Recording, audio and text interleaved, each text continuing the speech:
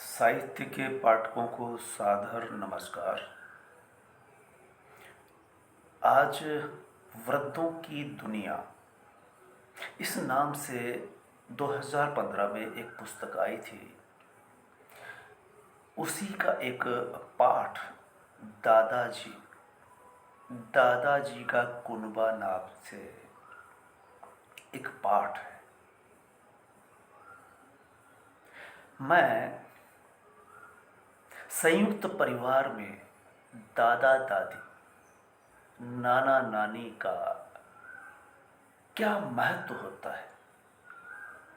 समाज बेशक तेजी से बदल रहा है, व्यक्ति की और समाज की गति में तीव्रता आ गई है। आदमी दौड़ रहा है, संयुक्त परिवार से एकल परिवार में बदला और समाज विकास करता हुआ अशांत हो जाता है। हमारे परिवार की संरचना क्या है? तो मैं दादाजी यानी वृद्धों की दुनिया पुस्तक के एक पाठ में दादाजी किस तरह से आते हैं, दादाजी के दौर के भी कुछ शब्द रहे हैं। दादा दादी और दादी के अलावा दादाजी का मेरी परदादी से क्या संबंध रहा, यानी उनकी माता जी से। मेहमानों का आना, मेहमानी नवाजी दादाजी किस तरह से करते थे, और दादाजी का घर के अंदर मकान के बाहर छायावान में बैठना और गांव के मंदिर यानी बड़ा मंदिर में जाकर के बैठक करना, सुबह शाम लैट्रिन करने यानी दिशा मैदान जाने, जिसे गांव में हाथ मुंडा करना कहते हैं, जो अब शब्द गायब हो चला है। नहर तक जाना और घर में कबीर दास यानी कबीर पंथियों का आना और साहिबों के बीच में बैठ करके सत्संग करना। इस अर्थ में दादाजी के अर्थ खुलते हैं। मैं दादाजी के बारे में वैसे ही कुछ बताऊं, उससे भी ज़्यादा बेहतर ये होगा कि जो आज से 7 साल पहले वृद्धों की दुनिया पर मैंने काम किया, वृद्ध किस तरह से हाशिए पर जा रहे हैं। और एक ज़माना वो था जब दादाजी का रुतबा न केवल परिवार में, न केवल गांव में, अभी तो आसपास के गांव तक में भी हुआ करता था। एक वाकया मुझे याद आता है कि पड़ोसी गांव से अगर कोई पटेल जी शादी करते तो आसपास के 2-4 बड़े पटेलों को अवश्य बुलाते। ऐसे में दादाजी को 3 दिन पहले गाड़ी भिजवा करके बुलवा लिया जाता। इस तरह से मैं उनके साथ या उनकी उंगली पकड़कर दूसरे गांव में पैदल पैदल रसोई में खाने पर गया, या बैलगाड़ी में बैठकर हम 2 या परिवार के 2-4 लोग बैलगाड़ी, जो आदमी की तरह की रफ्तार जितनी आदमी की होती है चलने की, उस रफ्तार से चलती है, पूरी दोपहर बैलगाड़ी में बैठ करके दूसरे गांव में जाना।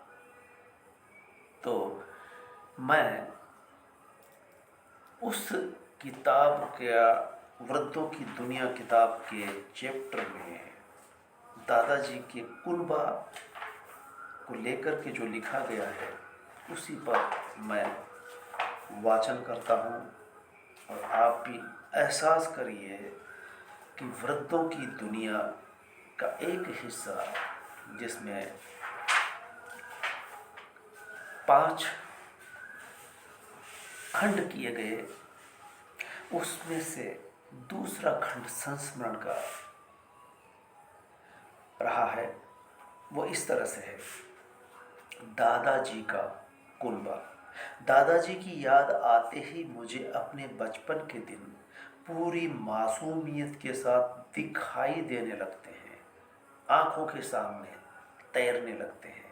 मैं अगर अपने बचपन को देख समझना चाहूँ तो उनसे जुड़कर ही ऐसा कर सकता हूँ। भारतीय परिवार संस्था में दादा या दादी शब्द बड़ा ही भावनापूर्ण और लाड़ प्यार भरा रहा है। उनकी धुंधली स्मृति की भावना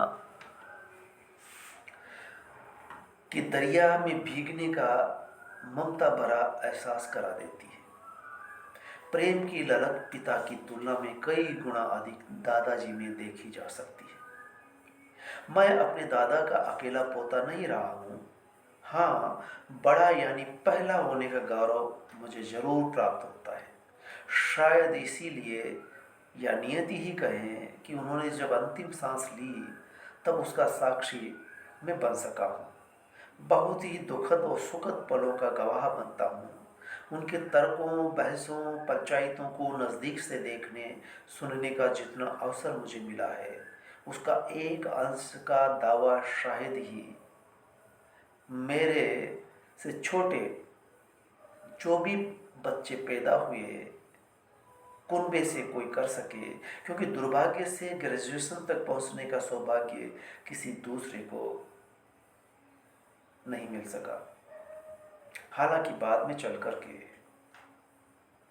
2-3 ऐसा कर सके, लेकिन हायर एजुकेशन, विश्वविद्यालय में पढ़ना, जेएनयू तक जाना, यह आपके आशीर्वाद का फल था। उनके व्यक्तित्व में ठेठ देहाती बोध, पुराना पटेल, गोष्ठीबाज पंच और प्रेम से परिपूर्ण उनकी वाणी रही है, जिस वाणी के चलते लोग उन्हें देर तक याद करते हैं। और मैं तो सिर्फ याद ही इसलिए रख सका हूँ कि उन्होंने अपने जीवन में गुस्सा कभी नहीं किया। वे अंतिम दौर में कबीरमय हो जाते हैं। वे कबीर को जीवन में उतारते भी हैं, त्याग की मिसाल भी रखते हैं, संतोष वृत्ति से जीते भी हैं। अपनी बात कहने का साहस उनमें जितना रहा है वो बेजोड़ है। वैसा गांव में किसी दूसरे को नहीं देख सका हूँ। शिक्षा का जहाँ तक सवाल है, अगर कबीर ने पाई हो तो उन्हें भी मिलती। इस अर्थ में भी वे कबीरदास का जैसे अनुसरण करते हैं, वे सही मायने में कबीरपंथी ठहरते हैं। ये विडंबना ही है कि जो किसी से नहीं हारता वह अपने घर में हार जाता है। वे भी घर में अपने 3 बेटों से ही हारते रहे। कमाल को कबीर कितना सिखा सके हैं जो मोतीलाल अपने 3 पुत्रों को सिखा पाते। शायद पीढ़ीगत अंतराल हर पीढ़ी को पुराना, अतीतगामी और पुरातन साबित करता था, पर वे इन सब से परे ठहरते हैं। वे अपने औरसों से कहीं अधिक आधुनिक, समसामयिक और बेहद चिंतनशील ठहरते हैं। मोतीलाल पटेल के नाम से दसियों गांवों के सैकड़ों लोग उन्हें आज भी याद करते हुए मिल सकते हैं। वर्षों बीत जाने के बाद मुझे ये संस्मरण क्यों कलमबद्ध करना पड़ा, इस सवाल का जवाब देना जरूरी हो जाता है। एक दिन मैं यूं ही घूम रहा था। सुबह सुबह घूमने की आदत सी पड़ गई थी। अगर कोई साथी मिल जाए तो ठीक, नहीं तो एकला चलो की तर्ज पर 3-4 किलोमीटर रोज ही घूम आता हूँ। एक दिन मैं फौजी नरेंद्र सिंह के साथ सुबह के भ्रमण पर होता हूँ कि मैं अपने दादाजी के बारे में पहली बार मुंह खोलता हूँ। और उसी दिन प्रोफेसर लोकेश जैन से, जो महाविद्यालय में मेरे साथ पढ़ाते हैं, गांव के हालात और पुराने पटेलों के संदर्भ में बतलाते हुए मुझे पहली बार अपने दादाजी के सामाजिक चेहरे का बिंब बनता हुआ दिखता है। उन्होंने कबीरपंथी रहते हुए साहिबों के साथ जीने के अलावा जो महत्वपूर्ण कार्य किए वे इस तरह से हैं। धर्मशाला बनवाना, पानी पीने के लिए कुएं खुदवाना, नहर पर नहाने के लिए घाट बनवाने के साथ ही साथ वृंदावन में अपने समाज की धर्मशाला में एक अदद कमरा बनवाना शामिल है। और जब तब कबीर पंथी आते तो अपने घर में 15 दिन तक ठहराते और रात्रि में दोपहर में उनसे सत्संग करते और गांव वाले 10 20 50 वहाँ बैठ करके सुनते। तत्पश्चात भंडारा किया जाता जिसमें 100 150 200 लोग जो सत्संगी होते वो बैठ करके जीवना जीवते। इस तरह की बात सुन करके प्रोफेसर साहिब की प्रतिक्रिया आती है, डॉक्टर साहिब आपको नहीं मालूम जब आप बता रहे होते हैं तब मेरे साथ क्या घटित होता है। मैं सुनते हुए अपने शरीर में रोमांच का अनुभव कर रहा होता हूँ। मेरे शरीर के हर अंग के रोम रोम खड़े हो गए होते हैं। प्रोफेसर पर हुई इस तरह की प्रतिक्रिया सुनकर मैंने फिर कई लोगों के सामने इस वाकई को कई बार दोहराया और मुझे महसूस हुआ कि कई परिवारों में ऐसे लोग हो जाते हैं लेकिन जिन्हें उनके वारिस ठीक से याद नहीं कर पाते हैं। उनको गुजरे कोई 20 वर्ष हो चुके, मैं किसी संदर्भ में ही उन्हें याद कर पाता। जब भी कोई मेरे घर आता है तो घर पर लिखी प्लेट को देख करके, नेम प्लेट, उसको देख करके सवाल करते हैं कि मोती कुंज का क्या मतलब होता है, क्यों लिखा है ये। जब मैं बतलाता हूँ कि ये मेरे दादाजी के नाम पर है, इतना भर सुनते ही वे प्रतिक्रिया में कहते, ये तो आपने बहुत अच्छा किया जो पूर्वजों को इस तरह से याद किया, संजोया।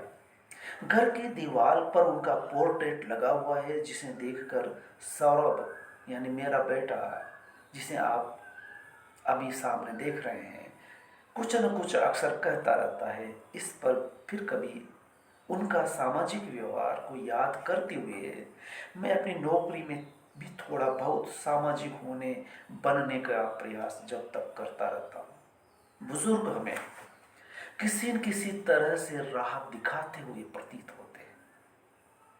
अगर हम थोड़ा गौर से उन्हें सुने, देखें और महसूस करें, उन घटनाओं को अन्य कोणों से देखें या किन्हीं संदर्भों में याद करें, तब वे अंधेरे में रोशनी का काम कर सकते हैं।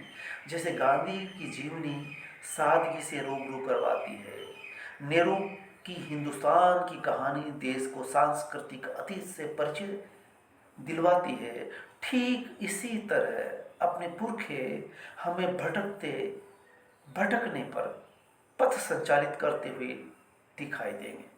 वृद्धावस्था में चेहरे पर हंसी का होना काफी मायने रखता है। सभी से बोलना, बतियाना अपने दायरे को कोई कई गुना बढ़ा देता है। स्वभावतः दादाजी के चेहरे पर स्मित हंसी विराजमान रहा करती थी। ये हंसी उन्हें रंग से सांवला होने के बावजूद सुंदर बनाती थी। बाहरी सुंदरता से अंदर ही की सुंदरता कितनी ताकतवर होती है, मुझे काफी समय बाद एहसास होता है। जवानी में भंवरे बनकर इसी बाहरी सुंदरता को पाने में कितना ही समय हम बर्बाद करते हुए निरे मूर्ख साबित होते हैं। हमें इस बात का एहसास बहुत कुछ खोने पर ही हो पाता है। इसीलिए कह सकते हैं कि सुंदरता का विचारों में होना बड़ी कला है। वे कला जिस व्यक्ति में होती है उसका बुढ़ापा सहज व्यतीत हो जाता है। इसके प्रमाण मैं साहित्यकार गणेश लाल गौतम, जो बूंदी शहर में रहते हुए साथ रहे, मोहताजी और शिक्षाविद समाज सेवी गुलाबचंद पांचाल जीवंत उदाहरण हैं जो इस पुस्तक में संस्मरण के रूप में कलमबद्ध है। आपके वृद्धत्व का शानदार होने के पीछे हंसमुखता एक बड़ा कारण रही है। हंसकर बोलना, बतियाना आपके व्यक्तित्व का अभिन्न हिस्सा रहा है। इसलिए गांव घर से बाहर आपका दायरा बढ़ता चला जाता है। आश्चर्य इस बात का है कि ऐसा व्यक्ति भी जब अंतिम पड़ाव पर होता है तो अपनी इच्छानुसार कुछ नहीं कर पाता। वे किसी को अगर खुश होकर कुछ देना चाहते हैं तो उन्हें ऐसी सारी अपनी इच्छाएं दफन करनी पड़ जाती। पिता की चाहतों से बेटों की चाहतें अलग हो जाती है। जब चाहत पिता की नहीं बेटों की हो सकती है। कोई 18 साल पूर्व जब दादाजी मरणशैया पर थे, मुझे एक उदाहरण याद आता है।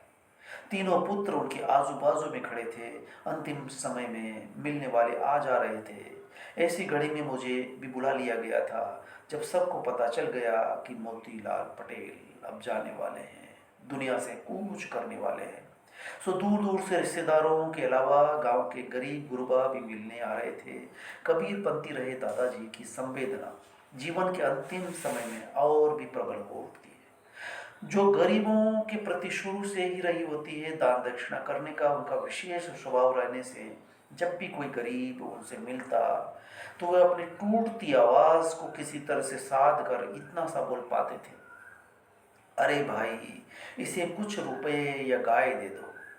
दिन भर में जितने भी गरीब आते वे उन सबको कुछ न कुछ मोटी चीज देने की ताकीद करते। पास जो भी बेटा खड़ा होता वह जोर से बोल पड़ता, जी पिताजी दे देंगे। पिताजी से वे वादा बराबर करते रहे। जब वास्तव में पिताजी की आवाज़ बंद होने लगी, यानी दादाजी की, तब उन्होंने एक गाय मंदिर में ले जाकर अवश्य मार दी थी। पर मुझे याद नहीं आता कि उन गरीबों को भी गाय मिली या नहीं, जबकि दादाजी और उनके तीनों पुत्र इतने संपन्न तो थे ही कि गाय जैसा दान वे पिताजी के अनुसार, पिताजी के कहे अनुसार हर आने वाले को करना चाहते तो कर सकते थे, और ये एक मिसाल होती। बाद में दादाजी की याद में 5,000 लोगों का खाना दिया जाता है। सवाल ये उठता है कि अंतिम दौर में पिताजी की इच्छा क्या बच्चों की इच्छा से भी कमतर साबित होती? कबीर पंथ से उनका जुड़ाव कैसे हुआ, ये बड़ा गहरा सवाल है। पर जितना मैं पहचान सका हूँ उससे कुल इतना जरूर समझा जा सकता है कि उस दौर में गांव कबीरपंथियों से सराबोर था। किसी गांव में 4-5 मजबूत लोग किसी विचारधारा के हो तो शेष गांव उनसे बच नहीं सकता। फूफा बजरंगलाल चौधरी जी, मोती बना, दास जी मथुरालाल जैसे कोई 5 पंचों का एक जैसी सोच का होना। और याद आता है गांव के सरपंच पटेल भागचंद, इनके बीच में उनकी गोष्ठी, वैचारिक गोष्ठी हुआ करती थी। गांव की फिजाओं को बदलने के लिए ये कम नहीं थे। अब जबकि गांव के आसपास आसाराम के भक्तों का जमावड़ा है, कबीर पंथी छुटपुट रूप में दिखाई देते हैं, असर भी कम ही रह गया। एक दादाजी का जमाना था, कबीर साहेबों का महीनों 15 दिन का ठहराव होता था। गांव वाले रात रात ठहर कर प्रवचन सुनते थे। पहुंचे हुए संतों का वहां आना जाना आसपास के गांव में चर्चा का विषय बन जाया करता था। भले ही उस समय मीडिया आज जैसा सक्रिय नहीं होता था, पर उस समय किसी बात का फैलना, दूर दूर तक असर होना लोगों के मौखिक प्रचार का कमाल था। उनके समय में घर की छायावान गुलजार रहा करती थी। गाया छायावान से मतलब वरांडा। छायावान का मतलब होता है मेहमानों का रात्रिवास, भरपूर हंसी के ठहाके और लंबी चलने वाली बहसें। गांव में बिना छायावान के घर घर ही नहीं कहलाता था। हर घर के बाहर की तरफ चबूतरा, वरांडा या छायावान घर के लिए जरूरी हुआ करती थी, जो अब लगभग खत्म हो चली है। न मेहमान आते हैं, न ठहरते हैं, न वैसी चहल पहल होती है। अब वे छायावानें वीरान पड़ी है। अब वहाँ आवारा कुत्ते बैठते हैं या फिर बरसात से बचने के लिए गायें डेरा डाल लेती है। अब वे फिजूल मानकर गिराई जा रही है। नए बनने वाले मकानों में छायावानों का प्रावधान ही नहीं होता। अगर गांव वालों से पूछ ले कि गोखड़ा किसे कहते हैं तो बगले देखने लगते हैं। कुछ दिन बाद छायावान शब्द भी विलुप्त हो जाने वाला है। अगली पीढ़ी के लिए देहाती शब्द गोखड़ा, छायावान, ओबरा आदि शब्दकोश में ही मिल सकेंगे। मैंने इन छायावानों की रंगीनियां देखी, 2500 मेहमानों को आते जाते देखा सुना है। उन्हीं के मुंह से झरते शब्द सुने हैं, वे पक्के मेहमान नवाज रहे होते हैं। जब तक दादी रही तब तक तीनों बहुओं को पूरा चैन मिलता है, लेकिन जब दादी का असमय स्वर्गवास हो जाता है, तब से दादाजी का खाना पीना बेटों के यहाँ होने लगता है। 6 माह बड़े और छोटे के यहाँ सुबह शाम होता है। रहना अपने द्वारा बनाई गई धर्मशाला में अंतिम समय तक चला। बीच वाले बेटे से उन्हें अतिरिक्त मोह रहा होता है, ऐसे आरोप उन पर अंत तक लगाए जाते रहे। ऐसे दौर में जब भी कोई मेहमान आता तो वे ऊंची आवाज में बहुओं से कहते, आज शाम 3-4 पावणे हैं, खाना बनना है, ये कहते और वे वापस मुड़ जाते। ऐसे आदेश वे बहुओं को अक्सर देते रहे और मैं सुनता रहा हूँ। ऐसे अवसर पर जब भी मैं घर पर होता तो इतना बार कहता, बन जाएगा दादाजी। वे अच्छा कहते हुए साथ में जोड़ देते, पावनों को खाना परोसना है दादाजी तो कहकर मेहमानों में लौट जाते, पर महिलाओं में होने वाली खुसर खुसर का मैं गवाह बनता। छोटी बड़ी के आपस में बातें होती इस तरह से। हालांकि बीच वाले के यहाँ बनवाने की कहकर वे प्रतिरोध दर्ज अवश्य करती। बीच वाले से भी तो कहे जो बड़ा प्यारा है। ये गुस्सा जब तब फूटता रहता है। इस बात को विश्वास के सामने अक्सर व्यक्त करती थी। मेहमानी के रुस्तम जगन्नाथ पटेल की बात न हो, यानी मेरे परिवार के एक मशहूर पटेल जगन्नाथ पटेल, इनको उस समय के लोग अक्सर याद करते और उनकी पंचायतों में भी ये नाम यदा कदा आ जाता। ऐसा कभी नहीं होता कि उनका नाम ना आए। उनके खानदान में ये नाम किसी परिचय का मोहताज नहीं रहा। गांव में मेहमान आना उस जमाने में सामान्य बात होती थी, पर जब भी मेहमान नवाजी की मिसाल दी जाती तो ये नाम स्वतः ही चर्चा में आ जाता। इन बातों को हर कोई ध्यान लगाकर सुनता। इनके बारे में कहा जाता कि गांव में कोई रास्ते चलता भी इन्हें नजर आ जाता तो वे उस प्यार से खाना खिलाने घर ले आते थे। आने वाला जाति की बात पर ठिठकता, साथ चलने से मना करता, पर वे नहीं मानते और उसे खाना खाने के बाद ही वापस जाने देते। नहाकर या दिशा मैदान से लौटते में उन्हें जो भी मिल जाता साथ लाए बिना नहीं मानते। ये बहुत बड़ी बात थी कि वे जाति पाति से ऊपर उठकर मेहमानी निभाते थे जगन्नाथ पटेल। इस अर्थ में ये व्यक्ति लेजेंड नामचीन होकर जिया। शायद दादाजी उनके पद चिन्हों पर आगे बढ़ने चाहते हो। वे भी अपने घर 2-4 मेहमान न ले आते तब तक चैन नहीं पड़ता, चाहे बहुएं कुड़मुड़ाती रहे उनकी बला से। बाकी वे सादगी से जीने में विश्वास करने वाले रहे हैं। उनका कबीरपंथी की तरह ही सफेद रंग से बड़ा प्रेम था। मैंने उन्हें हमेशा सफेद कपड़ों में देखा होता है। गेरुआ रंग पर सफेद बत्ती सी 80 के होते हुए भी ज्यों की त्यों चमकती हुई देखी जा सकती थी। सफेद वस्त्र उनकी खास पहचान रहे। सिर पर बड़ा सफेद साफा, तन पर सफेद कुर्ता, सफेद साफ सुथरी धुली हुई धोती और पैरों में चमड़े की अदद जूतियां। साफा के बिना उन्हें केवल उसी समय देख सकते हैं जब वे सोते या नहाते थे। स्वस्थ इतने कि उन्हें कभी भी जुकाम ग्रस्त होते न देखा न सुना। वे सही मायने में धनी थे, स्वास्थ्य के धनी, चाल के धनी और राह के धनी रहे। लंबी लंबी दूरियां उन्होंने पैदल चलकर भी तय की होती है। हाथ में बैंत लिए वे कितनी ही दूरी तय करते रहे। वह दौर भी वैसे खूब चलने का ही तो था। वे सुबह प्रातः उठकर नहर पार करते हुए 2-3 किलोमीटर दूर जाकर लौटते, वही दिशा मैदान से निपटते और लौटते में खेतों का मुआयना कर लेते, लोगों को जरूरी सलाहें देते हुए घर वापस लौट आते। दोपहर के समय कबीर ग्रंथावली या पारक प्रकाश उनके हाथ में होता। वे खाली कभी नहीं रहे, या तो पढ़ते, बतियाते या फिर घूमते। वे घूमते खूबते। दूसरे गांवों की मेहमानी में मैं उनके साथ पैदल जाया करता था। फिर बहुत दूर होने पर बैलगाड़ी से भी जाते थे। जिस समय वे सुबह और शाम को घूमने निकलते थे उस समय शायद ही कोई हो जो इस तरह से घूमने जाता हो। यही कारण है कि वे अंतिम समय तक स्वस्थ रहे, पूरी उम्र हंसते हुए रहे। महज 10-15 दिन को छोड़कर जिन दिनों उन्हें उठने और सुलाने के लिए सहारा देना पड़ता था और बोलना भी बिल्कुल कम हो गया था। उम्र पूरी मिलती है, आपकी माँ पूरे 90 साल जीती है। अंतिम समय में स्वयं ने बिना किसी ना नौकर के अपनी माँ की खैर खबर लेते रहे होते। बड़ी दादी की लटकती चमड़ी से मैं खेलता रहा हूँ। बचपन में बम्मियाँ उनके साथ मजाक करती थीं और वो जवाब देती थी, अरे सोंठफी, माता सूड़ी जैसे संबोधन घर में गूंजते रहते थे। माँ के प्रति लगाव दादाजी का रहा। उनको पुराणों, वेदों, उपनिषदों का ज्ञान पंडितों से सुनकर हुआ है। बाद के दिनों में वे केवल कबीर संबंधी ग्रंथ ही पढ़ते थे। महाभारत, रामायण और कबीर साहित्य के पाठक होने के चलते उनकी भाषा पर अच्छी पकड़ हो गई थी। शब्द के साधक होने से प्रवचन तो नहीं, व्याख्यान देने की शैली में बहस कर लेते रहे। ये सही है, ये सही है कि बोलने के लिए पहले शब्द की साधना जरूरी है। वे सही अर्थ में शब्द साधक रहे हैं।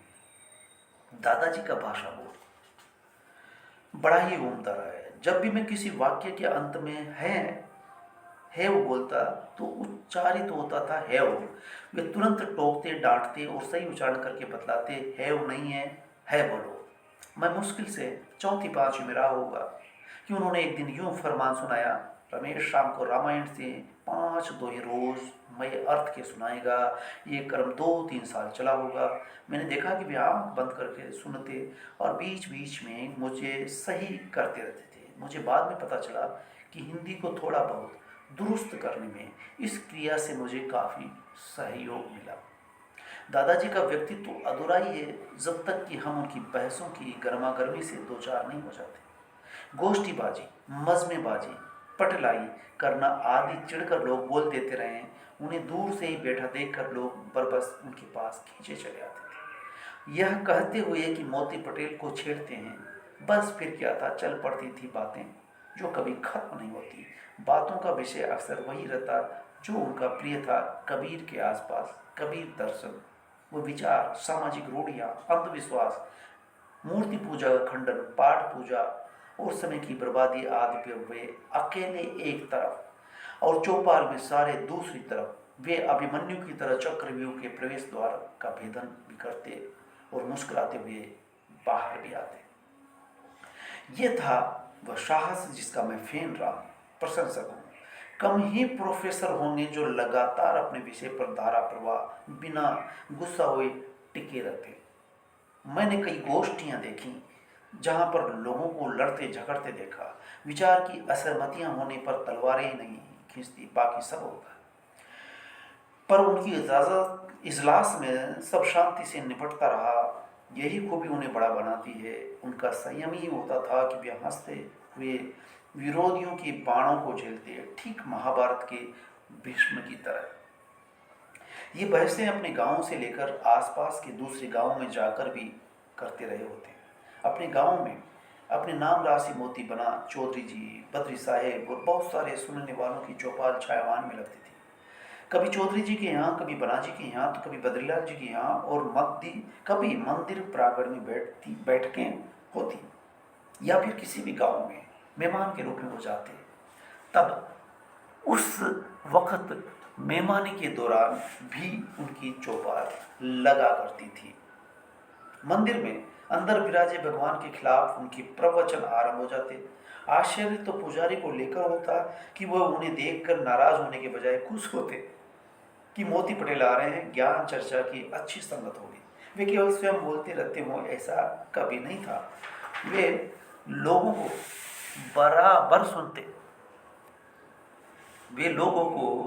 बराबर सुनते, उन्हें बोलने का भरपूर अवसर देते, उन्हें पूरी तरह से सुन लेने के बाद कबीराना अंदाज में फटकारते, खरी खरी सुना डालते। उनकी लथाड़ और फटकार बेशक बेचैनी पैदा करती, पर कोई भी गुस्सा होता नहीं देखा। उनकी बहसों में पक्ष विपक्ष स्वतः ही बन जाता था। कभी कभी वे अपनी चौपड़ी जो बनाजी, चौधरी और बद्री साहेब के साथ बनती थी, जिसमें एक ही पथ की राही अपने अपने तर्क देते, एक बोलता दूसरा सुनता। ये चौपड़ी समय के धक्के को कब तक सहती, सो धीरे धीरे टूटती चली जाती है। शुरुआत कम उम्र के होते हुए भी बनाजी से होती है, यानी बनाजी का विकेट गिर जाता है। तत्पश्चात चौधरी जी और जब दादाजी गुजरते हैं, तब फिर कबीर चबूतरा पर वह माहौल नहीं बन पाता गांव एक तरह से बिना गोष्ठी के रह जाता है। कबीर संत तो बाद में भी आते रहे पर वह बात जमी ही नहीं। हालांकि लंबे समय तक बद्री साहिब बने रहे पर वो परंपरा एकदम लुप्त ही हो जाती है, सो यादें ही बची रह सकी है। वट वृक्ष के लिए कहा जाता है कि उसके नीचे कुछ नहीं होता। इस अर्थ में दादाजी वट वृक्ष थे, वट वृक्ष थे भी और नहीं इसलिए कि उनका कुनबा खूब फैलता है। उनकी बगिया आज हरी भरी ही नहीं, बहुत बड़ी है। उनके कुनबे में कोई 4 दर्जन सदस्य होंगे, वे वट वृक्ष ही थे। क्योंकि जिस अर्थ में उन्होंने अपना फैलाव किया, अपना व्यक्तित्व बनाया, उनकी पहचान बनी, वैसी बाद वाली पीढ़ी में नहीं दिखाई देती। इस बात से सभी सहमत नहीं होंगे क्योंकि खेती की दृष्टि से और मकान निर्माण को लेकर कह सकते हैं कि उनसे अधिक बाद वाले आगे दिखेंगे उनके परिवार में। पर इस अर्थ में दादाजी का मूल्यांकन इसलिए नहीं किया जा सकता है कि वे कबीरपंथी थे। इस बिंदु को हमें ध्यान में रखकर ही बात करनी होगी। कबीर साहिबों को भी अगर देखें तो बहुतेरे मिलेंगे जो देने के बजाय लेने व संग्रहण करने में विश्वास करते हैं। कबीर साहिबों में से अधिकांश मिल जाएंगे जो भक्त से लेते वक्त मना करते हैं। वो संत या देवता लेता नहीं, देता है। देवता को देने के चलते ही देवता कहा गया है। दादाजी आरंभ में भले ही किसान रहे हो पर बाद में चलकर वे सब छोड़ चुके होते हैं। वे अब लेने के बजाय देने, वो बनाने और दूसरों के हितार्थ कार्य करने में लग जाते हैं। वे उस अर्थ में मकान नहीं बनाते जिसमें स्वयं रहा जा सके। वे जनहितार्थ धर्मशाला बनाते हैं। उनका उद्देश्य साफ रहा है, जिसे कबीर कहते हैं, जो गर्भों के आपनों चले हमारे साथ। उनके साथ घर बनाने वाले चल ही नहीं सकते। क्या वे कबीरपंथी जो ले लेकर घर बना रहे हैं? सही है। इस अर्थ में दादाजी सही मायने में कबीर को समझते हैं और जीवन में उतरते हैं। आज इतने बड़े कुनबे में कोई है जो यह कह सके कि वह उनका सही वारिस है। भारतीयता को समझने में हमें अपने पुरखे कई तरह से मदद करते हैं। हमें फख्र होना चाहिए, हमें उन पर, हमारे पुरखों पर फख्र होना चाहिए कि 500 वर्ष पहले जन्मे कबीर ने बहुत बड़ी क्रांति की होती है। बुद्ध के दर्शन को उतार कर जन सामान्य को चैतन्य किया होता है। ऐसी धारा को आगे बढ़ाने में दादाजी अगर कड़ी बनते हैं तो ये हमारे लिए बड़े ही गौरव की बात हो जाती है, सिर उठाकर चलने की बात है। कबीर ने 500 वर्ष पहले सही अर्थ में जीने का मर्म सिखाया था, पाखंड कर्मकांड से मुक्ति दिलाई थी। उसी मर्म को प्रचारित दादाजी करने के माध्यम बनते हैं तो ये किसी संत से कम नहीं ठहरता है। कबीर गृहस्थ को कमतर नहीं मानते, वे स्वयं ग्रस्त रहे हैं। संत केवल वस्त्र त्यागने, रंग गेंवा करने से नहीं होते, रंग अंदर से बदलना चाहिए। और दादाजी इस अर्थ में अंदर बदले हुए एक तरह से संत ही थे। उनका कुनबा, पोते पोतियों, नाते नातिनों को मिलाकर देखें तो कोई 50 के पार ठहरता है। अब तो 50 नहीं, 50 से बहुत ज़्यादा हो गया होगा, जो कई शहरों गांवों तक फैल चुका है। अब मैं तो बढ़ाने में नहीं है, जनसंख्या बढ़ाने में नहीं है, आज समय बढ़ाने का रह भी नहीं गया। नाव कई बार अपने ही बोझ से डूब जाती है। समय को परख कर आगे बढ़ना जरूरी होता है। दादाजी का कुनबा इतना बड़ा है पर उसमें से शायद ही कोई जो इस तरह का दावा कर सके कि वह उनका सही वारिस है। यहाँ पर मेरे कहने का मतलब केवल कबीरपंथी होने से नहीं है। जीवन को सार्थकता से जीना, त्याग और संतोष में जीना, जिस तरह से संभव हो उस अर्थ में वे मोक्ष पद पाने वाले हैं। बुद्धत्व और किसे कहेंगे? जो केवल अपने लिए जीता है वह नहीं है। दादाजी के कई कार्य अपने से इतर अन्यों के लिए रहे हैं। धर्मशाला, कुई और नहर घाट जिस पर पूरे गांव की महिलाएं आराम से नहा सकती है, ये कल्पना उन्हें सपने में नहीं आती। वे कबीरपंथी रहते हुए दूसरों के कैसे काम आए ये भाव उन्हें बहुत ऊपर उठाता है और समयातीत बनाता है। उनका सही मूल्यांकन कबीर के दर्शन के बतौर ही कर सकते हैं। जब मैं प्रोफेसर जैन को बतलाता हूँ तो वे किस तरह से गद हो उठते हैं। वह न दादाजी के कुनबे से होते हैं न उनकी जाति से ही थे, पर उनसे पूरी तरह से प्रभावित होते हैं। तो इसलिए कि अब दादाजी के काम बोलते हैं, वो उनकी सोच और उनकी जीने का ढंग बोलता है। और इसी के साथ ये पाठ समाप्त हुआ। साथियों, मैं अपनी बात को एक उदाहरण से समाप्त करना चाहूँगा कि पिछले दिनों में टोंक बुलाया गया वृत्तों की दुनिया पर व्याख्यान के लिए। तब डॉक्टर सूरज सिंह नेगी, एडीएम, उन्होंने समापन में कहा कि हमें भी इस बात का फक्र है कि आपके घर में इस तरह की विभूति पैदा हुई। और जब उन्होंने ये कहा कि हमें फक्र इस बात का भी है कि उनका पोता इस तरह से उनको व्यक्त कर रहा है, ये सुनकर मेरे रोंगटे खड़े हो जाते हैं। मैं अपने दादाजी को सलाम करता हूँ, सैल्यूट करता हूँ। धन्यवाद।